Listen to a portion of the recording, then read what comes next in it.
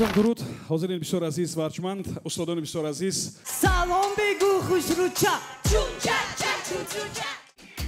خیلی ظریفانت این بزم جوانانت شما آواز را میبینید 5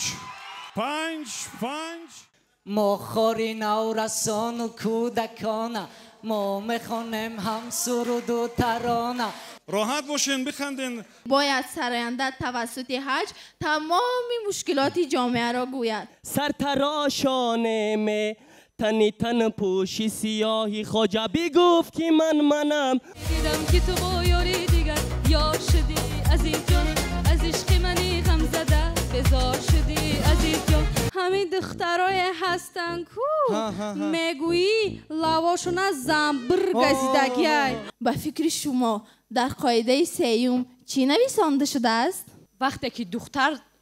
به شوهر کردن برایت چی میگذاره؟ بالاخره برات خواستگار اومد میخوای درس تو بخونی یا شوهرت بدم